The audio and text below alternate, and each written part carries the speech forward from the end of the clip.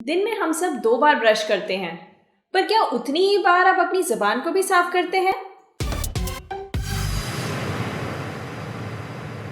हमारी ज़बान की ऊपरी सरफेस स्मूथ नहीं है, उस पे छोटे छोटे बम्प्स हैं और ये छोटे छोटे बम्प्स में हमें हमारे टेस्ट को परसीव करने वाले टेस्ट बड्स होते हैं।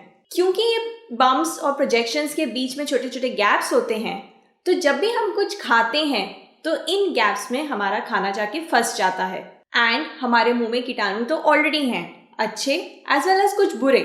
नॉर्मल टाइम पे अच्छे वाले कोई हार्म करते नहीं है, बट अगर आपके मुंह में बुरे वाले कीटाणु ज़्यादा हैं तो ये बुरे वाले कीटाणु इन प्रोजेक्शंस के बीच में फंसे हुए खाने के साथ में आपके मुंह में गंदी बदबू पैदा कर सकते हैं। एंड क्योंकि हम गंदी बदबू से दूर भागते हैं एंड कभी नहीं चाहते कि हमारे मुंह में आए, इस वजह से ज़बान को साफ करना बहुत ज़रूरी है। ज़बान को कितनी फ्रीक्वेंटली साफ करना चाहिए? ज़बान को उतनी ही बार साफ कीजिए जितनी बार आप ब्रश करते हैं, पर अगर आपके पास में उतना टाइम नहीं है तो ये ध्यान रहे कि रात वाला ज़बान को साफ करने वाला टाइम सबसे बेस्ट है, क्योंकि वो आपके दिन भर की आखिरी खाने की मील होती है एंड उसमें पूरे दिन भर में आपने जितना कुछ खाया है वो सब कुछ आप साफ करके अपनी ज़बान को साफ रख सकते हैं। इससे फ़ायदे क्या मिलते हैं?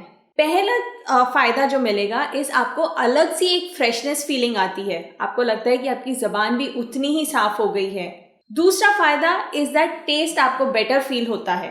तीसरा फ़ायदा, मुंह की बदबू से आपको छुटकारा मिलेगा। तो आई होप इससे आपको ये तो समझ में आ गया है कि ज़बान को साफ रखना उतना ही ज़रूरी है जितना हमें ब्रश करना है। लेकिन हम ज़बान को किससे साफ कर सकते हैं? ज़बान को साफ करने के लिए भी अलग अलग तरीके आते हैं जो मैं मेरे नेक्स्ट वीडियो में बताने वाली हूँ। तो कीप वॉचिंग। मैं हूँ doctor Surabhi Wadhwani, founder and operating dentist at tooth fairy dental clinic Indore, signing off. Till we meet again in our next video, keep smiling and be happy.